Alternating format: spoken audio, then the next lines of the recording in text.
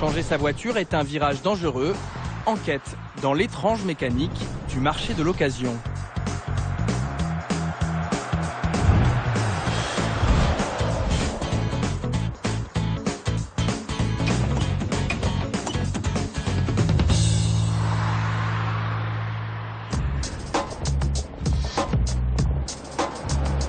Qu'on veuille acheter ou vendre sa voiture d'occasion, le premier réflexe, c'est souvent de passer par l'acteur historique du marché, la centrale des particuliers. Une institution qui, 40 ans après sa naissance, a toujours ses bureaux à Paris. Au départ, c'était un simple journal papier. Ici, nous avons le premier numéro, qui était presque une feuille de chou, comme on peut appeler ça à l'époque, et puis rapidement des numéros noirs et blancs aussi, avec un petit peu de couleur qui est venu se poser, mais quelques pages, simplement. On partait de l'Île-de-France au début avec 3000 véhicules, aujourd'hui 300 000 véhicules, donc on voit le chemin qui a été parcouru pour une marque comme celle-ci. 300 000 véhicules à la vente en permanence. Tout est parti d'une idée simple.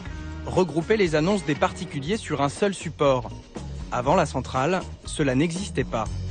On n'avait pas de moyens, tout simplement, pour, en dehors de la petite affichette qu'on mettait sur sa voiture ou de la déposer un dimanche matin aux abords d'une nationale, on n'avait pas de moyens de publiciser, d'annoncer son véhicule et de le montrer à un grand public. Donc là, c'était la première fois qu'on avait un moyen de communication où on rassemblait dans un endroit spécialisé des annonces et qu'on pouvait structurer, c'est-à-dire par région et par marque et par modèle de véhicule. Dans les années 70, le marché de l'occasion entre particuliers restait confidentiel. Mais aujourd'hui, c'est le gros des ventes. 5 millions de véhicules s'échangent tous les ans. La plupart du temps via Internet. Un virage engagé très tôt par le journal.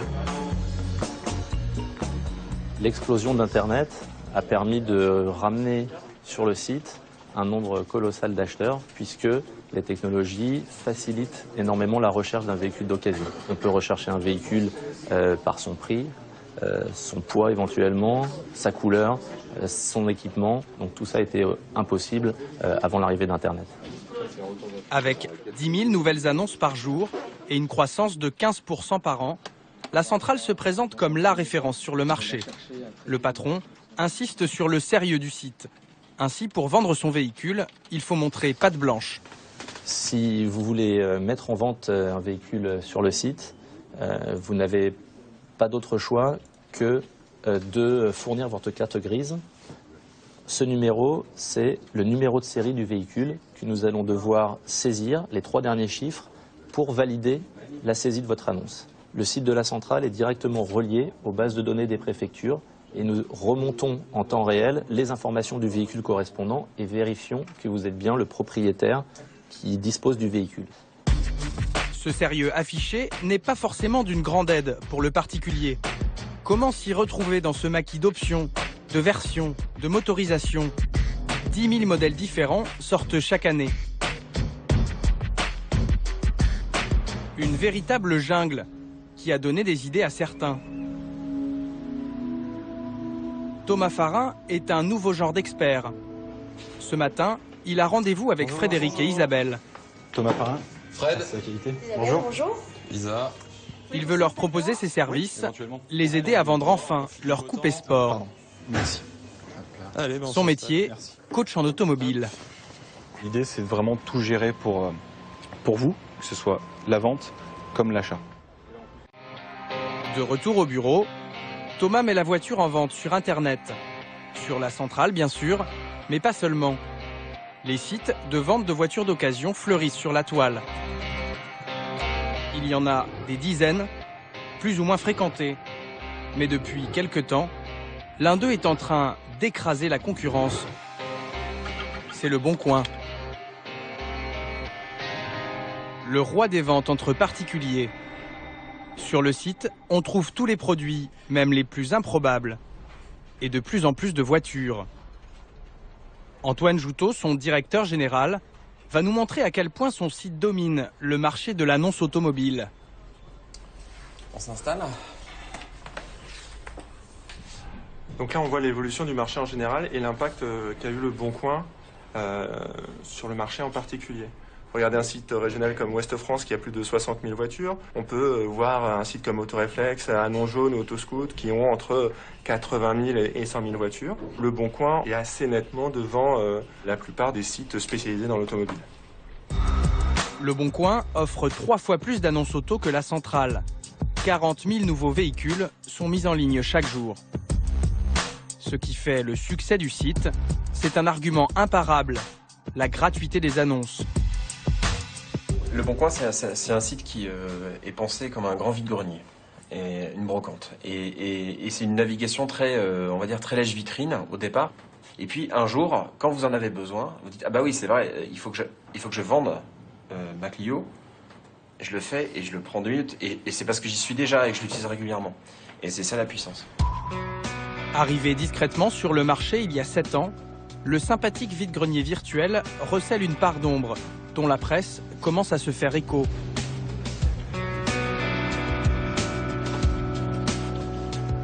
Pour s'en rendre compte, il suffit d'aller sur Internet. On y parle d'arnaque, de fausses annonces, de vendeurs fantômes.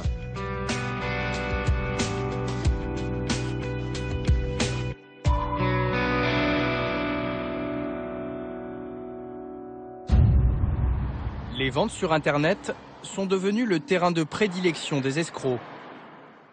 À tel point que dans certains départements, comme ici en Isère, là, il n'y a pas l'air d'avoir.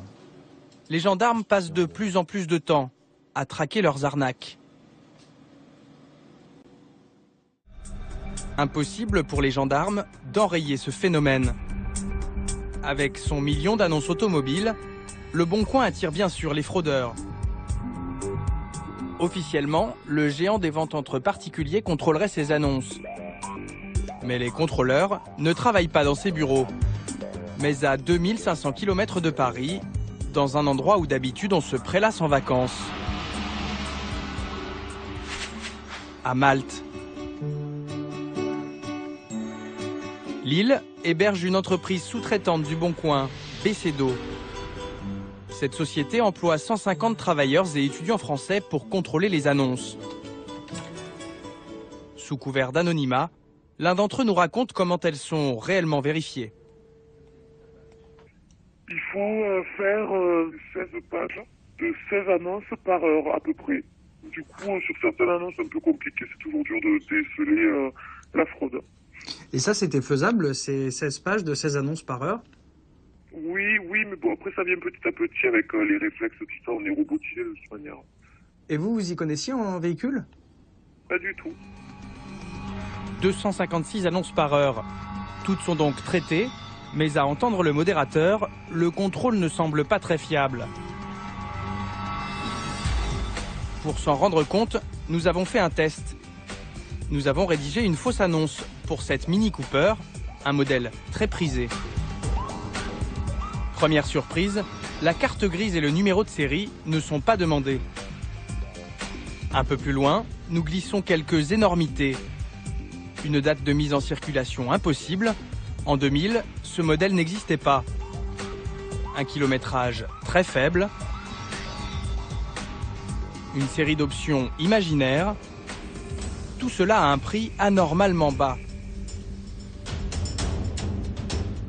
3 quarts d'heure plus tard, l'annonce est validée et mise en ligne. Sur quoi on vous demandait d'être le plus vigilant? Ils étaient très exigeants en ce qui concerne les fraudes vraiment voyantes.